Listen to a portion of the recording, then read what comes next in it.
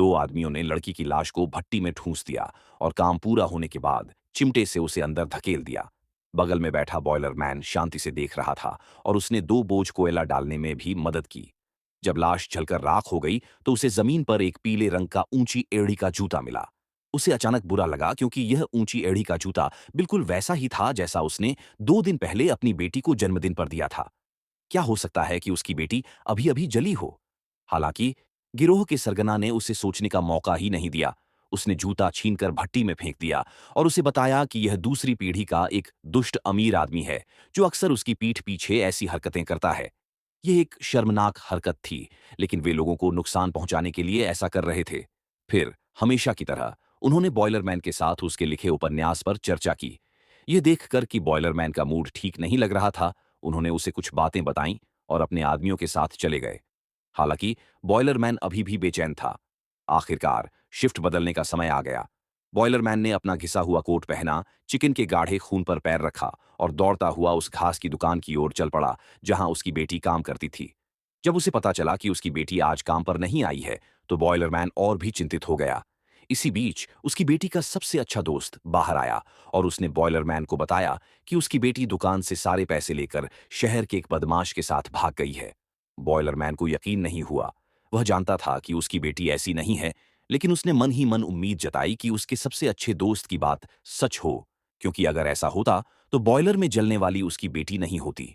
60 साल से ज्यादा उम्र के बॉयलरमैन ने जरा भी देर करने की हिम्मत नहीं की और बिना रुके अपनी बेटी के घर पहुंच गया। हालांकि उसने बहुत देर तक दरवाजे की घंटी बजाई, लेकिन किसी ने जवाब नहीं दिया। वह और भी बेचैन हो गया और जल्दी से अपनी बची हुई चाबी से दरवाजा खोला। अंदर जाते ही उसने देखा कि दूसरा जूता लापरवाही से जमीन पर फेंका गया है। हालांकि वह यह स्वीकार नहीं करना चाहता था कि उसकी बेटी ही जली है, लेकिन सच्चाई उसके सामने थी। बॉयलरमैन का दिल टूट गया और उसने बचा हुआ जूता, ऊंची एड़ी वाला जूता, चूल्हे के पास जाकर धीरे से उकड़ूं बैठा। उसने जूता चूल्हे में फेंक दिया। गुस्से से भरकर वह मुड़ा और अलमारी की तरफ गया और चेन फेंक की खोई हुई सैन्य वर्दी निकाली। बरसों पहले सेवानिवृत्त हुए इस युवक ने कभी सोचा भी नहीं था कि बुढ़ापे में उसे फिर से युद्ध के मैदान में लड़ना पड़ेगा। बर्फ में चलते हुए बॉयलरमैन को जरा भी ठंड नहीं लग रही थी। वह सचमुच समझ नहीं पा रहा था कि गिरोह का नेता, जो उसका पुराना साथी था, उसकी बेटी के शव को उसके सामने क्यों जलाएगा। पता चला कि बॉयलरमैन कभी एक युद्ध नायक था जिसने देश के लिए बहुत बड़ा योगदान दिया था।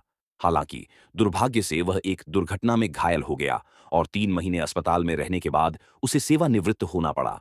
हालांकि याकूत होने के कारण उसे कोई पेंशन लाभ नहीं मिलता था और उसे केवल बॉयलरमैन का काम सौंपा गया था। हालांकि गिरोह का नेता उसका साथी था, वह कभी युद्ध के मैदान में नहीं गया था। हालांकि अपनी पृष्ठभूमि के कारण सेवानिवृत्ति के बाद भी वह एक समृद्ध जीवन जी रहा था। फिर भी वह संतुष्ट नहीं था और गुप्त रूप से कई अवैध धंधों में लिप्त था। वह अक्सर अपने द्वारा मारे गए विरोधियों से निपटने के लिए अपना बॉयलर उधार लेता था और हमेशा बॉयलरमैन से कहता था कि ये देश के लिए हानिकारक हैं। बॉयलरमैन ने कभी इस पर संदेह नहीं किया और न ही इस पर ध्यान दिया। वह अक्सर अपना उपन्यास लिखता था जिसमें उसने अपने साथ हुए सभी अन्यायों का वर्णन किया था।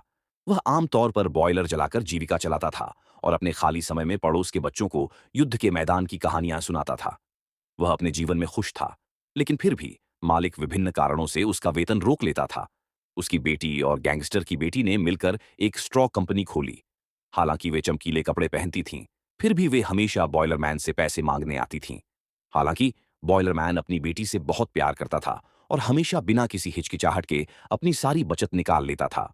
जब तक उसकी बेटी खुशहाल जिंदगी जी रही थी, वह उस पर बहुत प्यार लुटाता रहा। वह गुलाब खाने को भी तैयार था और यह जानकर राहत महसूस की कि उसकी बेटी गर्भवती है। वह जानता था कि उसकी बेटी एक रूसी आदमी को डेट कर रही है और अगर वे शादी कर लेते हैं तो उसकी बेटी याकूत होने की अपनी मुश्किलों से बच जाएगी और उसे उन अन्यायपूर्ण व्यवहारों का सामना नहीं करना पड़ेगा। लेकिन उन्हें यह नहीं पता था कि जिस राजकुमार की बात उसकी बेटी कर रही थी, वह कोई और नहीं बल्कि बाइसन था, जो माफिया सरगना का एक काबिल गुर्गा था।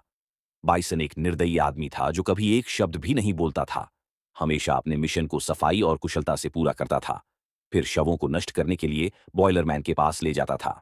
बाइसन एक व्यभिचारी था और जब वह बॉयलरमैन की बेटी को डेट कर रहा था, तो वह माफिया सरगना की बेटी के साथ गुप्त रूप से संबंध रखता था। माफिया सरगना की बेटी बहुत प्रतिस्पर्धी थी। हालांकि वह बॉयलरमैन की बेटी के साथ पली बढ़ी थी, लेकिन वह हमेशा उसे नापसंद करती थी। जब उस चला